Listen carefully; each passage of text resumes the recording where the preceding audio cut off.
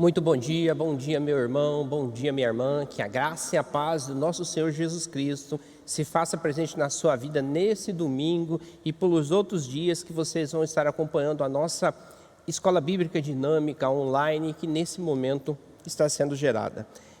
Hoje nós vamos especificamente falar sobre Mateus capítulo 4, continuando aquela linha de estudos que nós estamos fazendo sobre os evangelhos, e vamos trabalhar especificamente o capítulo número 4 do Evangelho de Mateus. Então, hoje nós vamos falar sobre tentação. Quando nós pensamos em tentação, nós temos que imediatamente associar a tentação à oração. Orar para não entrar em tentação. Então, nós vamos começar nessa manhã orando, agradecendo a Deus pela nossa vida, pela saúde, pelo emprego, pela graça, pelo ar que nós respiramos. Nós vamos ser nessa manhã agradecidos a Deus por tudo aquilo que Ele nos proporcionou, tudo aquilo que Ele nos dá gratuitamente, pelo dom da vida, por tudo que nós temos e por tudo que nós somos. Então vamos começar orando. Senhor meu Deus e Pai, nessa manhã eu quero te agradecer, ó Deus, te louvar, exaltar o seu nome, ó Pai, dizer, ó Pai, que só o Senhor é santo, ó Pai, dizer, ó Pai, que nós temos na sua palavra, Pai, aquilo que nós devemos fazer e praticar, ó Pai, que a sua palavra é luz, porque ela nos dá entendimento, ó Pai, que a tua palavra é o caminho, ó Pai, porque é nela que devemos caminhar, ó Pai. Então, em nome de Jesus, que nessa manhã nós venhamos aprender de Ti, ó Pai, aprender, ó Pai, através do Evangelho de Mateus, ó Pai, que a Tua graça continue nos alcançando, ó Pai, e que nós, ó Pai, possamos enxergar melhor, ó Pai, e que nós possamos caminhar de maneira melhor também, ó Pai. Queremos Te louvar, ó Deus, pelos meninos que aqui estão nessa manhã, ó Pai, trabalhando, ó Pai, para que essas imagens cheguem até você, ó Pai, que estão dedicando, ó Pai, voluntariamente a sua manhã, ó Pai, para estar aqui, ó Pai, gerando, ó Pai, a palavra de Deus sendo promulgada também pelos meios digitais, ó Pai. Que o Senhor, ó Pai, alcance a vida de cada um que me ouve, ó Pai, nessa manhã ou nos outros dias, ó Deus. Mas, ó Pai, que a Tua misericórdia, a Tua graça esteja presente sobre a vida de cada um, ó Pai. Nos guarda, nos abençoe, ó Deus, nos proteja grandemente, ó Pai, em nome do Senhor Jesus. Amém e amém. Muito bem. Dando então procedimento, prosseguindo então com o Evangelho de Mateus, que nós estamos estudando, eu quero ler uma parte do Evangelho, enquanto o pessoal vai chegando aí, vai compartilhando o link, vai mandando para as outras pessoas que você conhece, para os seus amigos, vai dando uma cutucada lá para ver se alguém acorda mais cedo um pouquinho nessa manhã de domingo, né?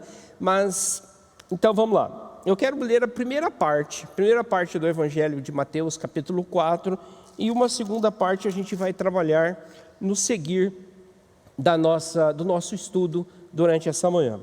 Então, Mateus capítulo 4, verso do número 1, vai falar especificamente a respeito da tentação de Jesus Cristo, e o verso 1 vai dizer assim: a seguir, foi Jesus levado pelo Espírito ao deserto para ser tentado pelo diabo, e depois de jejuar 40 dias e 40 noites, teve fome. Então o tentador aproximou-se, lhe disse: se és filho de Deus, manda que essas pedras se transformem em pães. Jesus, porém, respondeu: está escrito, não só de pão viverá o homem, mas de toda a palavra que procede da boca de Deus. Então o diabo o levou à cidade santa, colocou-o sobre o pináculo do templo e lhe disse: se és filho de Deus, atira-te abaixo, porque está escrito, aos seus anjos ordenará a teu respeito que te guardem, e eles te sustentarão nas suas mãos, para não tropeçarem em alguma pedra. Respondeu-lhe Jesus: também está escrito, não tentarás o Senhor teu Deus. Levou ainda o diabo a um monte muito alto, mostrou-lhe todos os reinos do mundo e a glória deles, e lhe disse: tudo isso te darei, se prostrados me adorares. Então Jesus lhe ordenou: retira-te, Satanás, porque está escrito, ao Senhor teu Deus adorarás, e só a Ele darás culto. Com isso, deixou o diabo, e eis que vieram os anjos e o serviram. Muito bem. Nós temos aqui então, nessa manhã, o objetivo. Qual é o meu objetivo para com você que me ouve? É te dar uma linha geral a respeito dos versículos ou do capítulo. Eu gosto de chamar de perícope, que é um conjunto de versículos, te dar uma visão geral sobre o versículo, fazer uma contextualização, por que Mateus escreveu desta maneira. E quando nós chegarmos lá em Lucas, que é o paralelo desse texto, Lucas capítulo 4, a gente vai entender um pouquinho a diferenciação da escrita de Lucas e da escrita de Mateus. Então eu quero te dar uma visão geral a respeito da perícope, mas eu quero trabalhar também alguns aspectos ou alguns versículos mais especificamente, fazendo uma ponte e trazendo uma relevância para o meu dia, para o seu dia, para a nossa história de vida, para aquilo que nós estamos construindo nesses momentos ou nesses anos que nós vivemos aqui na Terra. É aquilo que a gente pode chamar de contextualização, ou tirar lá do foco da Bíblia e trazer, aplicar ela na nossa vida, ou seja, não sendo apenas ouvinte, mas sendo também praticantes da palavra. Então nós temos esse desafio nessa manhã. Outra coisa que eu gosto sempre de dizer é o seguinte: quando nós lemos os evangelhos, especificamente os evangelhos, nós temos que colocar alguns óculos, algumas lentes, né? Não por questão de deficiência visual, mas por uma questão de entendimento mais amplo. Então você tem lá algumas lentes. Quando você vai ler Mateus, você pega uma lente judaica, uma lente hebraica. Por que você pega essa lente? Porque Mateus, ele era um judeu, ele escreve para os judeus, então ele mexe muito com o costume dos judeus. Quando você for ler Marcos, você tem que pegar a lente de um soldado guerreiro, a lente de um romano, que não está preocupado com muitas coisinhas históricas, está mais preocupado com Jesus bem poderoso. Quando você vai ler Lucas, não pega lente nenhuma. Aí você fala, lente nenhuma por quê, pastor? Porque ele escreveu para nós, por gentios. Ele escreveu para nós que não somos judeus, escreveu para nós que não somos romanos, e escreveu para nós, talvez, que não gostamos tanto do aspecto de filosofia grega, da visão grega, da visão chamada helênica, propriamente dita, que é o que aconteceu com o Evangelho de João. Ou seja, quando eu vou ler João, a minha lente, ela precisa ser uma lente mais focada, então, no conhecimento, no logos, na filosofia, no mundo grego. Enquanto que Lucas, ele se preocupa com todos os detalhes. Ele é minuciosamente relatado. Ele se preocupa com palavrinhas, com detalhes. Por exemplo, quando nós lemos o verso de número 11, que vai dizer assim, de Mateus 4:11, vai dizer: com isso deixou o diabo, eis que vieram os anjos e o serviram. Lucas, ele vai dizer assim: o diabo deixou Jesus por um tempo, por um período.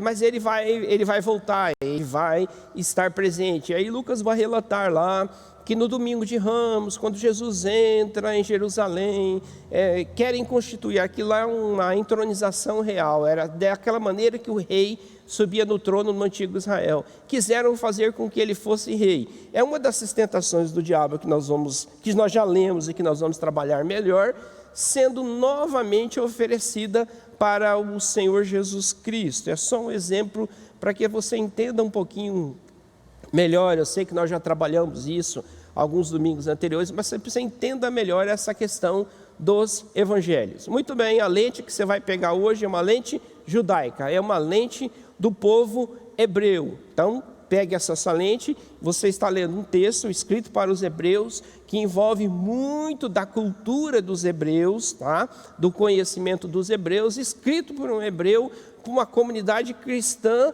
formada, tá? Por judeus convertidos. Muito provavelmente escrita para judeus então convertidos. Ok, vou te dar um exemplo do que é essa lente judaica. E eu quero falar sobre deserto. Para onde que Jesus foi levado? Ele foi levado então pelo Espírito, o Espírito com letra maiúscula, né? Ao deserto. Dentro do nosso crivo, do nosso entendimento, deserto para nós é um lugar infecundo, é um lugar sem água, é um lugar sem cor ou com apenas uma cor, é um lugar árido, é um lugar de sofrimento que vai causar transtorno. E você pode ter mais umas 10 definições, mas se você não pegar a lente hebraica, a lente judaica, você não vai conseguir entender que para aquele povo, o deserto era a habitação de Satanás. Era onde o diabo, ele habitava. Isso dentro do aspecto mais sociológico, né? E da onde que você tira isso, pastor? E é exatamente essa pergunta. Quando alguém afirmar alguma coisa para você, fazer a expressão, a Bíblia diz, a Bíblia nos ensina, pergunte para você mesmo. Se você tiver a oportunidade, pergunte para a pessoa também, de modo educado, né? De modo sem causar transtorno. Mas pergunte para a pessoa, da onde você tirou isso? Aonde que isso está na Bíblia? Porque eu posso tirar da minha mente, eu posso tirar de um conceito sociológico, do conceito antropológico, da questão da filosofia, mas temos que tirar da Bíblia, porque o nosso foco, então é a Bíblia. Se você tiver a oportunidade, você tem a oportunidade de ler, nesse domingo ou na próxima semana, o livro de Levíticos. Lá no livro de Levíticos tem um dia chamado Dia da Expiação.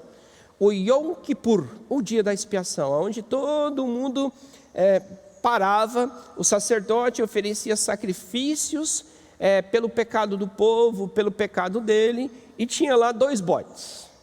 Um bode era chamado bode expiatório. Era aquele bode, então, que o sacerdote matava, aspergia seu sangue, jogava sobre o altar e queimava. Mas tinha um outro bode, esse bode já bem mais conhecido na nossa cultura, é o bode expiatório. Ou seja, é aquele bode que leva a culpa, que carrega a culpa.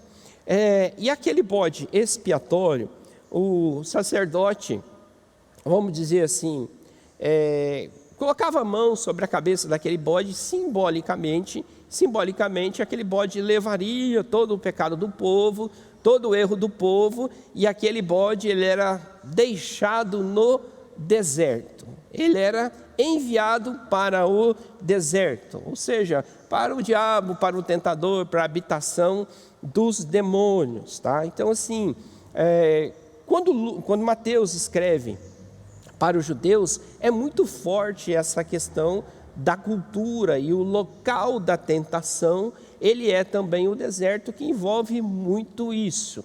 Então assim, hoje nós estamos com a nossa lente, e a nossa lente hoje é a lente judaica. Hoje nós estamos com um óculos judaico, e nós vamos enxergar o autor, o destinatário, o texto, com uma visão judaica, transpondo para os nossos dias, mas tentando entender realmente o texto, entender as minúcias do texto, para que a gente possa ter uma visão completa de um todo, né? E aí o deserto, muitos dizem que no deserto também se ensina, e é verdade, nas dificuldades, na tentação, na provação, nós podemos tirar uma lição, um proveito disso. Nós tiramos proveito até dos nossos próprios erros, ok?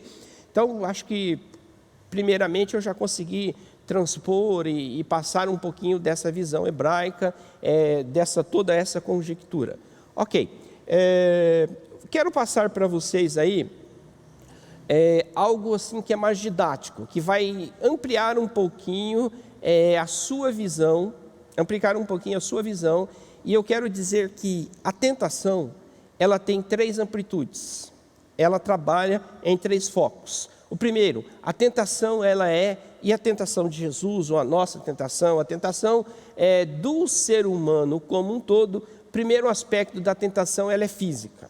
Então daqui a pouco eu vou começar a detalhar, e eu vou explicar algumas coisas a respeito da tentação de ser saciado, de ter uma necessidade saciada, tá? E guarde uma coisa, a tentação ela só não vem apenas nos nossos pontos mais fracos, onde nós somos mais vulneráveis, e o texto nos ensina isso. Nós somos tentados também no ponto mais forte que nós temos, na maior certeza que nós carregamos. Segunda coisa é que a tentação ela é espiritual. Dentro do aspecto espiritual, mostra um pouquinho da necessidade de ser celebrado, tá? De ser, vamos dizer assim, adorado, ou de ser, talvez não no aspecto de adoração também, mas no aspecto de ter uma importância, de ter aquele ego, aquele superego, aquele eu que precisa estar lá em cima e que precisa ser o foco de todas as atenções. Os holofotes precisam estar sobre mim. Então tem um aspecto da tentação também espiritual. E o terceiro aspecto é a tentação emocional. Nós somos tentados emocionalmente. E no aspecto das emoções, nós precisamos ser notados. Não celebrados, não saciados, mas nós precisamos ser notados. E aí, vamos fazer algumas coisas para sermos notados. E o diabo, ele oferece essa tentação. Diz que filho faz muito isso, né? Filho pequeno, quando você não dá atenção para ele, aí ele dá aquele negócio chamado birra. Aí ele faz alguma coisa para ser notado, para ser, então, percebido, não celebrado, né? Tem até aquela piada velha de tiozão, como diz meu filho: pai, tuas piadas são tudo de tiozão, pai. Mas diz assim que o filho coloca piercing para ser percebido, né? É piada de tiozão, tá bom, eu sei. Mas assim, ele quer ser notado, ele faz alguma coisa para ser notado, ele vai pintar. Se você não observa ele, se você não cuida dele, ele vai pintar o cabelo de azul, de amarelo, de cor-de-rosa, de qualquer cor, para que você comece a notar ele. Ele vai fazer algumas traquinagens para ele ser notado. Mas, sabe, tem o tempo do menino e tem o tempo do homem. E Paulo trabalha isso. Quando eu era um menino, eu pensava como menino, eu agia como menino, mas agora eu sou homem feito. O duro é ver homem feito querendo ser notado como menino, fazendo umas traquinagens para ser percebidos. E se a gente não tomar cuidado, isso acaba sendo muito forte no nosso dia a dia e da nossa vivência. Eu vou trabalhar melhor um pouquinho isso ao longo da nossa caminhada nessa manhã. Mas salta aos olhos e tem uma expressão que diz assim: do céu ao inferno. Eu sei que se eu falar do céu ao inferno na pessoa de Jesus Cristo, é um pouco forte. Mas eu vou analogicamente, didaticamente dizer que Jesus foi do céu ao inferno nesse dado momento. Por quê? Porque se você ler o capítulo de número 3, mais especificamente Mateus 3,13, você vai ver Jesus sendo batizado. Está lá Jesus sendo batizado no Jordão, água fresquinha, né? Umidade relativa do ar muito bacana, devia ter alguma sombra, alguma coisa lá, refrescante, a presença do Espírito Santo em forma de pomba, Jesus dizendo assim, Deus dizendo assim: este é meu filho amado em quem me comprazo, né? Os céus abertos ali, era uma coisa muito forte. Mas imediatamente fecha-se o capítulo de número 3, e quando você caminha para o capítulo 4, acabou o Jordão, está no deserto. Acabou a presença de Deus e do Espírito Santo. Agora quem fala com ele é o diabo. A voz do meu filho amado em quem me comprazo é a voz agora de: se tu és filho de Deus, faça isso, faça aquilo, manda isso, manda aquilo, faça alguma coisa. A umidade relativa do ar baixou. Estava que nem a de Campo Grande nesses dias, né? Sem a paisagem que era verde já não é mais verde. Então tem uma mudança muito brusca dentro do aspecto do final do capítulo 3 para o capítulo número 4. É lógico que nesse intervalo nós lemos que Jesus, ele ora, ele jejua, né, pelo período então de 40 dias. Então eu não estou focado cronologicamente na história de Jesus Cristo, ou nos dias de Jesus Cristo. Eu estou focado apenas no texto. O texto, a mudança do texto, ela é uma mudança muito brusca, é uma mudança então muito forte. Ok. Então, na nossa caminhada, nós vamos dizer que no aspecto da tentação, no aspecto mais físico da tentação, torna-se claro o desejo de ser saciado. como Jesus orou e jejuou por um longo período, é natural dentro da humanidade do Cristo que ele tivesse então fome, e ele tivesse então sede, e ele foi levado exatamente para o deserto. E naquele dado momento ele tinha a necessidade física, humana, de ser saciado então com pão, com comida, de se alimentar. A perícope que está lá, está no verso de número 1 até o verso de número 4, então, de Mateus, aonde vai relatar exatamente a fala de Satanás e a resposta, então, de Jesus Cristo em ser saciado. Quando nós pensamos em ser saciado, e eu fiz aquela colocação inicial da tentação física, da tentação emocional, da tentação espiritual, apenas de modo didático, porque em determinados momentos essa tentação, ela se funde e ela não ganha mais apenas esses três preâmbulos de tentação. Ela é também física, ela é também emocional, ela é física, emocional e espiritual. Às vezes a tentação é só espiritual, às vezes a tentação é emocional e espiritual. Então não tem como se enquadrar. Eu apenas dei uma visão didática para vocês, para que vocês possam então entender. O que essa perícope de Mateus 4, de 1 a 4, começa a nos ensinar? Ela começa a nos ensinar que dentro desse aspecto de ser saciado, dentro desse aspecto mais físico de Jesus Cristo, que o diabo não é um ser imaginário. O diabo é um ser real. Ele não é onipotente, ele não é onipresente, tá? Ele não é onipotente, ele não é onisciente, mas tem um ditado que nos ensina e a gente pode entender bem esse ditado e associar esse ditado ao que a Bíblia nos ensina como um todo, tá? Porque o ditado ele está na nossa mente, ele nos ajuda. Diz que quando o diabo não vai, ele manda o secretário. Já que não é onisciente, onipresente, onipotente, quando ele não consegue, ele manda o secretário. Então isso nos lembra que nós devemos então ser cada vez mais vigilantes na tentação e fora da tentação como um todo. Ele é um ser espiritual, ele não é um ser físico, tá? Mas a Bíblia nos ensina como um todo que ele é um ser real, ele é um ser que ele existe, tá? E ele vai trabalhar exatamente nessa necessidade de Jesus Cristo, então, de ser saciado. Podemos começar a tirar algumas lições daí. O diabo ele age, ele vai agir nas nossas necessidades. Ou seja, a tentação ela vai predominar, ela vai ter a sua maior parte sendo trabalhada dentro de nós, tá? Nas nossas necessidades, naquilo que nós precisamos. Aí, volto a lembrar, pode ser física, emocional ou pode ser espiritual. A necessidade imediata de Jesus Cristo era de ser saciado, ou seja, era de se alimentar. Então, lógico que o diabo vai atacá-lo exatamente dentro da sua necessidade.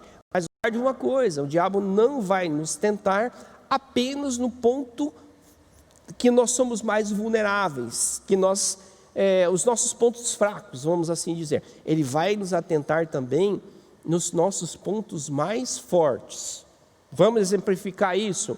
Ok, ponto fraco, vulnerável, precisava ser saciado. Questão da fome. Ele ataca Jesus na necessidade de Jesus, ou assim, no ponto mais fraco imediatamente de Jesus Cristo naquele dado momento. Mas é interessante que primeiro ele bate no ponto mais forte de Jesus Cristo. E aí você fala, que ponto mais forte é esse, pastor, que o diabo bate?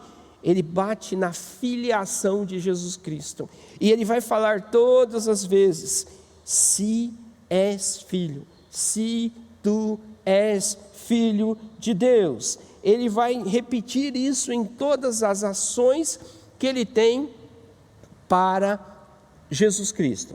Então guarde uma coisa, a provação ela vem de Deus, Deus nos prova, tá? Agora, a tentação ela não vem de Deus, ela vem do diabo, ela é do adversário. Então nós não estamos falando de provação, nós estamos falando de tentação e precisamos separar muito bem isso. Ou seja, o diabo, ele tenta contrafazer aquilo que Deus disse, aquilo que Deus ensina. E o que Deus disse, o que Deus ensinou, o que Deus ensinou, o que Deus falou para a gente a respeito de Jesus Cristo. Esse é meu filho amado, em quem me compraz. Esse é meu filho amado, que eu tenho prazer, que eu tenho alegria nele. Aí o diabo vai lá e fala para Jesus Cristo: você é filho de Deus mesmo? Quantas vezes alguém já falou que nós somos filhos de Deus, que você é filho de Deus, e você falou: poxa, mas será que eu sou filho de Deus mesmo? Será que Deus me ama?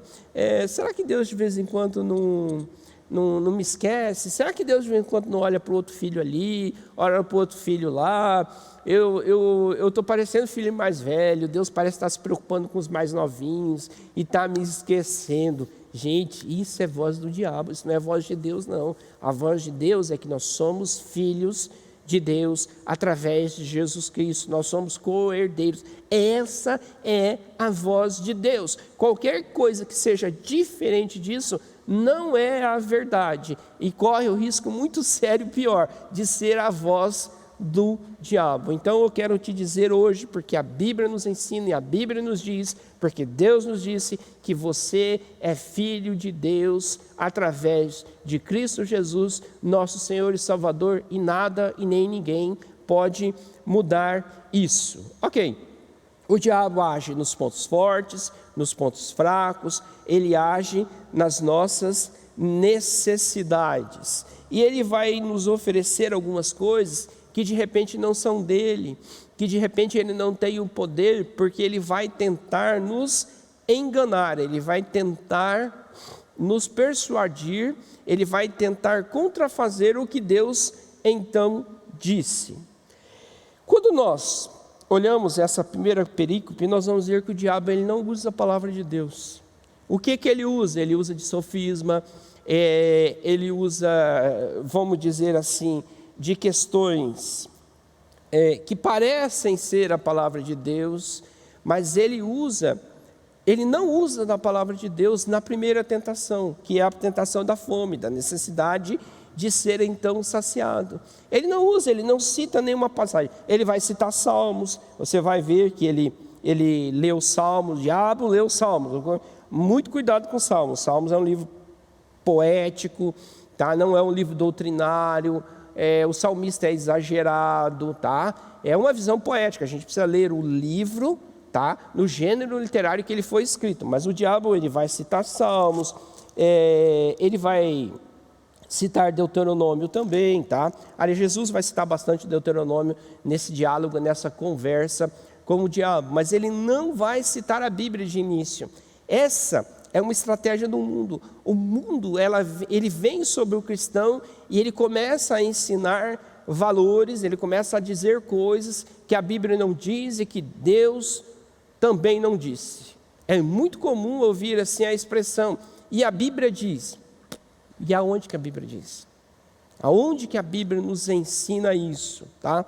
Mas o diabo, ele trabalha a dúvida, ele trabalha o ponto forte. Se tu és filho de Deus, e ele fala assim: sacia a sua fome, pega essa pedrinha, faz virar um pãozinho e mata a sua fome, Jesus. Qual que é o mal que tem nisso? Qual que é o mal que se tem de alguém que tem fome de ser saciado? Aparentemente, nenhum. Mas, se nós olharmos como um todo, existe uma questão de uma sequência natural, de uma lógica natural das coisas. Existe a questão da tentação e do simples desejo de ter a sua necessidade saciada no momento que você quer ou no momento que você então é tentado. Agora, se o diabo não usou a palavra no início do diálogo com Jesus, é interessante que Jesus ele usa a Bíblia, a palavra, quando ele começa o seu diálogo com Satanás, tá? Então é assim, se você precisar conversar com alguém, tá? Converse como se você estivesse trabalhando a Bíblia como um todo. Converse ou dê as suas opiniões amparadas na Bíblia. Se você tiver de defender uma ideia, não defenda a ideia pelo seu achismo, pelo aquele conceito que te foi ensinado, pelo conceito da filosofia, da sociologia, da ideologia ou de qualquer coisa. Você precisa defender a sua ideia de acordo com aquilo que a Bíblia nos ensina. E aí Jesus vai lá e responde prontamente, cita lá Deuteronômio e vai dizer: não só de pão viverá o homem, mas de toda a palavra que procede da boca de Deus. Pronto. Se o diabo não usou a Bíblia, Jesus ele usa a Bíblia e ele começa a trabalhar a tentação. Vamos lá. Dentro desse primeiro aspecto, dessa primeira necessidade de ser saciado, nós temos que tomar muito cuidado, nós vamos ter muitas necessidades. E o diabo, ele vai tentar nos tentar em sermos saciados com aquilo que nós precisamos. E não é só uma questão de pão, os nossos desejos nos requer muitas outras coisas, e nós temos que colocar tudo aquilo à luz da palavra de Deus, à luz do que a Bíblia nos ensina. Senão vai parecer um negócio lógico, é lógico ter o pão, comer o pão, matar a sua fome, mas na realidade, nós estamos indo contra uma lei natural, uma lógica natural do próprio Deus, ou seja, aquilo que Deus, ele então nos ensinou. Jesus fez muitos milagres. João é claro nisso, diz que não conseguiria escrever, relatar tudo aquilo nos rolos, nos livros dos seus dias, né? Ele poderia ter transformado a pedra em pão? Poderia, sem problema nenhum. Nós não temos dificuldade nenhuma de trabalhar esse poderio, esse milagre de Jesus, mas não era o momento, não era a lógica natural de Deus, era algo anormal, que parecia bom, mas não era bom. Sabe como é que é o nome disso? Sofisma. É algo que vai trabalhar, nos ensinar algo que parece legal, que parece moral, que parece ético, mas no fundo, não é moral, não é legal e não é ético. É um grande engano que se vive. Ok, temos aí trabalhado um pouquinho a primeira necessidade que eu fiz a divisão, que é a necessidade física, a necessidade então de ser saciado dentro do aspecto que você precisa. Muito cuidado em saciar as suas necessidades, porque elas podem ir de encontro com aquilo que Deus nos ensinou. Você quer que eu seja mais prático? Eu vou ser mais prático, tá? Pode me chamar de quadradinho, pode me chamar de obsoleto, de antiquadro, de moralista, o que você quiser, fica à vontade, não se preocupa não. Mas nós sabemos que nós vamos crescendo, nós vamos caminhando, né? E como somos jovens, os desejos estão sendo aflorados, os desejos estão na flor da pele. E muitas vezes o jovem hoje tem a cultura de ter um relacionamento fora do casamento, ou seja, de ser o seu desejo sexual sendo saciado. Eu quero dizer que a Bíblia não mudou, a Bíblia continua sendo a mesma, tá? Jesus é o mesmo, a Bíblia é a mesma, a palavra de Deus é a mesma. Tem um negócio para saciar isso aí, que está de acordo com a palavra de Deus, que chama casamento. É simples, existe uma maneira de ser saciada de modo correto, da maneira que Deus nos ensinou, e não de acordo com as nossas necessidades, com aquilo que nós carecemos como um todo, ok? Só um exemplo, e aí você vai trabalhando isso na sua vida, no seu dia a dia, em tudo aquilo que você tem como necessidade. Ok, o segundo aspecto mais amplo da questão da tentação é o aspecto de ser celebrado, é o aspecto de ser uma estrela, tá? De ter todos os holofotes virados para ele, de ser o centro das atenções. E nós vemos isso na segunda tentação do diabo com a pessoa de Jesus Cristo. Olha o que o diabo vai fazer, versos número 5. Então, o diabo levou a cidade santa, colocou-o sobre o pináculo do templo e disse: se és filho de Deus, atira-te abaixo, porque está escrito. Olha como o camarada é sagaz. Tá? Agora ele não usa de filosofia, ele não usa de ideologia, ele não usa de sociologia, ele não usa de antropologia, e eu não estou falando contra essas coisas, contra esses saberes, contra essas ciências. Essas ciências precisam ser confrontadas com a palavra de Deus, e eu posso usá-las de acordo com a palavra de Deus, tá? Mas o diabo agora ele vai com a palavra mesmo, tá? Talvez se ele fosse um profeta do Antigo Testamento, ele diria assim: então disse o Senhor, assim diz o Senhor. E olha o que ele disse lá. Ele volta na mesma estratégia. Água mole e pedra dura, tanto bate até que fura, tá? Ou seja, existe algum sofisma, uns falsos conceitos. Um desses falsos conceitos é o seguinte: uma mentira dita e repetida tantas e tantas vezes ganha um cunho de verdade. Isso é engano. Uma mentira dita e falada todas as vezes, tantas vezes, repetida tantas vezes por tantas pessoas, continua sendo o que ela era na sua origem: mentira. Ela não se torna uma verdade, tá? Então nós temos que ter esse claro conceito. Então ele vem e repete assim, olha, repete uma mentira, ou trabalha assim uma dúvida. Se tu és filho de Deus, a mesma estratégia usada nos versos anteriores. Então ele disse: se és filho de Deus, atira-te abaixo, porque está escrito. E cita lá, a seus anjos, cita lá o Salmo 91, né? A seus anjos tu ordenarás a teu respeito que te guardem, e eles te sustentarão nas suas mãos, para não tropeçarem em alguma pedra. Ok. O diabo, ele é um péssimo intérprete da palavra de Deus. Ele é um péssimo intérprete da palavra de Deus. Porque eu até gostaria de pegar o Salmo 91 e dar uma trabalhada com o Salmo 91 como um todo, perdão, para que a gente explicasse para vocês por que o diabo usa isso, por que está fora de foco, por que Jesus diz assim: está fora de interpretação, meu filho, e responde com uma outra linha de interpretação, ou responde com uma outra palavra que vai imediatamente contra aquilo, tá?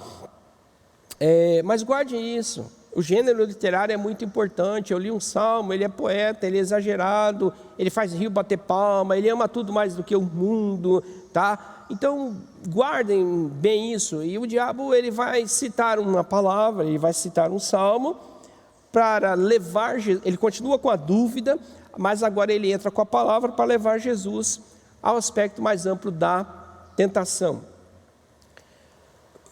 E aí ele vai dizer: atira-te baixo, porque está escrito, e ele cita lá. Se o diabo não usou a palavra na primeira tentação, mas ele usa na segunda tentação, Jesus já usa na primeira e volta então usar na segunda tentação. Então Jesus lá no verso 7 respondeu: também está escrito, não tentarás o Senhor teu Deus. Não tentarás o Senhor teu Deus. Uma regra de interpretação é: a Bíblia explica a Bíblia. Se um texto diz isso, nós vamos analisar se o texto realmente diz isso. E nós vamos analisar se nós não temos um outro texto que diz exatamente ao contrário, para que a gente possa ter um entendimento amplo. Mas vamos lá. Algumas outras considerações. Jejum e oração não nos torna isento de sermos tentados. Não adianta jejuar. Aliás, jejue, ore bastante, mas você vai ser tentado da mesma maneira. Talvez apenas um diferencialzinho é que nós vamos estar mais conectados com Deus, tá? Nós vamos estar mais preparados no aspecto espiritual, emocional, mas não vai nos tornar isento de sermos tentados. Então, boa notícia para você nessa manhã: você vai ser tentado. Aí você fala: ô pastor, misericórdia, você vem domingo de manhã e aí você fala isso? Mas o texto está falando, Jesus foi tentado, nós somos tentados, no mundo tereis aflições, tereis necessidade de ser saciados, tá? No mundo vocês vão querer, e tem que tomar cuidado, senão em determinado momento você vai querer ser celebrado, tá? A oração e o jejum apenas vai nos ajudar, mas nos fortalecer vai ser um referencial que nós teremos, mas no mundo vocês tereis tentações, parodiando o texto bíblico. Uma outra coisa também que não torna ninguém imune à tentação é ser filho de Deus. E eu falei no começo da nossa aula, você é filho de Deus e ninguém pode mudar isso, porque Deus nos disse, a Bíblia nos ensinou. Se alguém colocar dúvidas sobre isso, está sendo boca de Satanás, ou está sendo usado por Satanás para trabalhar ao contrário. Mas você ser filho de Deus também não vai tornar você imune a tentação nenhuma. Você vai ser tentado também nesses aspectos, né? Outra coisa que eu disse, vou repetir de novo para que fique bem frisado, ou para que você possa guardar de maneira melhor nessa manhã, é que você é tentado nos seus pontos fortes e você também é tentado nos seus pontos fracos. Qual o ponto fortão de Jesus? Cara, Jesus era filho de Deus, Deus tinha falado, você é meu filho, eu tenho amor, eu tenho alegria em você, eu me comprazo, eu me alegro em você. E o diabo vai lá, água mole, pedra dura, tanto bate até que fura, tentar falar todas as vezes, ou colocar uma dúvida, uma interrogação, se tu és mesmo filho de Deus. Outra coisa que o diabo faz, ele questiona a Deus. Ele questiona aquilo que Deus disse, tá? Deus não muda, não existe variação, mudança na pessoa de Deus, naquilo que Deus disse, naquilo que Deus nos ensinou. Não vai mudar isso. Mas o diabo, ele vai tentar contradizer aquilo que Deus disse. E ele vai usar, às vezes, a própria palavra de Deus, como nós lemos, a própria Bíblia, como nós lemos especificamente na tentação que foi feita sobre Jesus, sobre o pináculo do templo. Vou dar um exemplo disso, lá no Jardim do Éden. O que Deus diz para os nossos pais? O que Deus diz lá? Olha, pode comer de toda a fruta, tá bom? Mas da fruta que está no centro do jardim, dessa bendita aqui, você não come, tá? Aí o diabo vem e fala assim, não, Deus disse que poderias comer de todos, mas essa aqui, porém, contudo, todavia, mas essa aqui vocês vão conhecer, vocês vão ter entendimento. O diabo vem e começa a tentar Adão e começa a tentar Eva. E a necessidade de Adão e Eva não era física, não era fome, que nem a de Jesus Cristo. Mas talvez eles queriam ser celebrados também, talvez eles queriam ser cultuados. E aí eles dizem, o diabo diz, vocês vão conhecer o bem, vocês vão conhecer o mal. E aí começa a enrolar Eva. Eva não tinha a palavra, tá?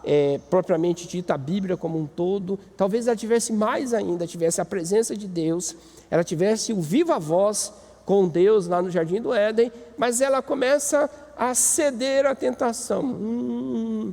Eu vou ser igual a Deus. A parte primordial do pecado é querer ser igual a Deus. Quando nós queremos ser igual a Deus, esse é o pecado propriamente dito. É a raiz de todo mal, de todo o pecado. Querer ser igual a Deus. Quando eu não oro, eu não preciso de Deus. Então eu vou viver igual a Deus, eu não preciso de ninguém, eu não preciso. Quando eu não cultuo a Deus, eu vivo como Deus, porque Deus não cultua nada, Deus não cultua ninguém. Ou seja, eu começo a querer ser igual a Deus. E a tentação de ser celebrado, é a tentação colocada sobre Jesus Cristo, e o diabo então, ele vai oferecer a questão do sustento, a questão dos reinos do mundo, das riquezas do mundo para Jesus Cristo, para que Jesus Cristo fosse celebrado, fosse então colocado como rei, né? Fosse então, vamos dizer assim, ser naquele dado momento colocado como alguém foco de todas as atenções. E ele era foco de todas as atenções, mas ele não se colocava como foco de todas as atenções. E era o início do seu ministério então. Guarde uma coisa, o diabo, ele é um péssimo intérprete das Escrituras. E olha, se uma coisa que eu eu temo, uma coisa que eu tenho muito receio, é quando eu trabalho a questão da interpretação da palavra de Deus, da interpretação da Bíblia. Se é algo que me causa realmente temor a essa questão. Eu não posso colocar o meu eu, as minhas necessidades, os meus achismos, tá? Na interpretação da palavra de Deus. A palavra de Deus, ela fala aquilo que ela fala, e eu tenho que tomar muito cuidado com isso. E o diabo mostra que ele é muito ruim de Bíblia, apesar de usar a Bíblia como propriamente dito. E aí tem um terceiro aspecto dessa tentação, do diabo sobre Jesus Cristo, que trabalha um pouquinho mais o aspecto emocional, o aspecto de ser notado. E levou ainda o diabo a um monte muito alto, mostrou-lhe todos os reinos do mundo, e disse isso: tudo isso te darei, se prostrados me adorares. Ou seja, trabalha uma necessidade do homem, do ser humano, tá? do Jesus de Nazaré, de ter as suas necessidades físicas propriamente saciadas. Então, as tentações, elas se fundem uma junto com a outra. Aqueles três aspectos eu volto a trabalhar, que foi apenas uma maneira didática. Trabalha com o aspecto também de ser celebrado, porque o rei, ele está em evidência e ele precisa ser notado, celebrado. Existe uma notoriedade na presença real, né? E a gente vê isso, por exemplo, na Inglaterra. Fala-se muito a respeito da realeza inglesa, é normal isso, né? Então o diabo tenta traçar a questão mais emocional de Jesus Cristo, continua trabalhando a questão da dúvida, né, de ser filho de Deus, tá? E aí ele começa a trabalhar um outro aspecto da tentação. Ele começa a tirar a necessidade de Deus. Ele começa a falar: eu vou te dar tudo se você me adorar, e você não vai precisar de Deus, você não vai precisar de nada. Engano do mundo moderno, que nós não precisamos de Deus, que nós não precisamos de nada, que o mundo se transforma, que o mundo se adapta a tudo, e que nós não precisamos de Deus. E o mundo, ele caminha, parece que ele caminha para nos ensinar isso, ou para tentar nos ensinar isso. Aí quando muda algumas coisas, muda o nosso dia a dia, a gente se vê frente a uma pandemia, por exemplo, que no início parecia um filme de ficção científica. Agora a gente está se adaptando já à questão da pandemia. Nós começamos a ver o quanto nós somos pequenos e o quanto nós carecemos realmente de Deus. O diabo volta a insistir: água mole, pedra dura, tanto bate que com Jesus não fura, vai citar novamente, vai trabalhar um pouquinho todas essas necessidades e vai oferecer o reino para Jesus Cristo, e Jesus Cristo, ele vai responder que ele continua adorando somente a Deus, e somente a Deus darás culto. Se você prestar atenção, o diabo, ele usa uma política que os fins justificam os meios. Porque se você pensar um pouquinho, Jesus, tendo um coração bom, piedoso, tendo todo o mundo, poderia saciar todas as necessidades do ser humano, poderia acabar com a miséria, poderia acabar com os crimes, poderia acabar com as desigualdades sociais. Jesus, sendo o rei do mundo oferecido por Satanás, poderia transformar esse mundo de modo total. É como se alguém falasse assim: cara, eu vou te dar o poder de você governar o mundo, você vai ser o governador do mundo. Quem é criança que, a adolescência lá, né, infância, nunca pensou: vou ser o rei do mundo? Quando eu vou ser o rei do mundo, se você fosse o rei do mundo, o que você faria? Aí você fala assim: vou acabar com a fome, vou acabar com a miséria, vou acabar com a doença, né? Alguns mais, vou acabar com a morte, alguma coisa assim. Então, assim, parece que os fins poderiam ser bacana, mas na realidade os meios são errais. E eu te digo uma coisa: Jesus vai fazer tudo isso, mas ele vai fazer tudo isso no tempo de Deus, de acordo com a palavra de Deus, tá? De acordo com o tempo de Deus, num lugar chamado paraíso. Porque o reino dele não é nesse mundo, o reino dele é no mundo vindouro. Então a gente precisa enxergar como um todo. Para com esse negócio que os fins justificam os meios. Isso é outro sofisma, isso é outro engano, tá, do mundo. O diabo, ele tenta trabalhar primeiro com os nossos desejos, com as nossas necessidades. Está com fome, pedra em pão. Se tem necessidade de ser notado, celebrado, eu vou te dar todos os reinos. Se está com necessidade de saber se é filho de Deus mesmo, pula aqui, pula do 8º andar, buff, e se arrebenta lá no chão. Não, pula do 8º andar que os anjos vão te segurar, vai bater asa, você não vai cair, tudo essas coisas. Ou seja, o diabo trabalha naquelas necessidades que nós temos.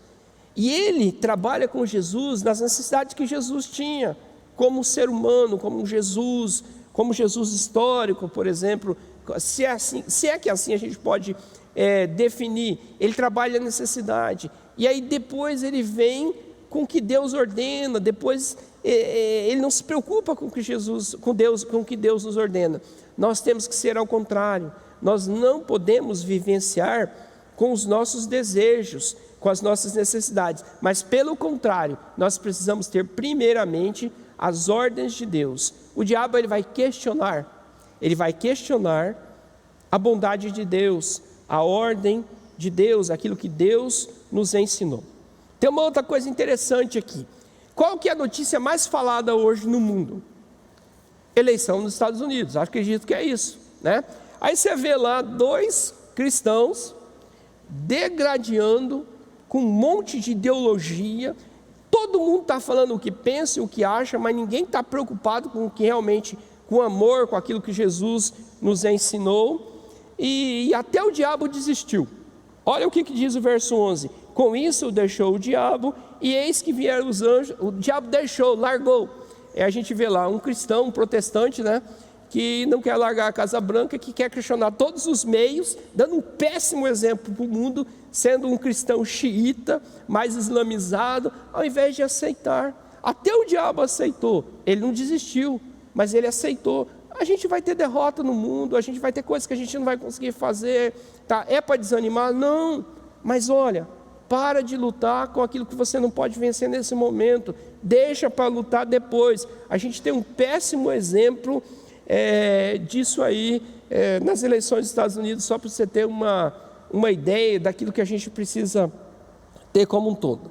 Mas ok, o capítulo 4 ele continua e ele vai trabalhar mais 3 coisas muito importantes, além da tentação, 3 relatos sobre o começo do ministério de Jesus Cristo, que é a volta de Jesus para a Galileia. Caçaram a cabeça de João Batista lá na Judeia.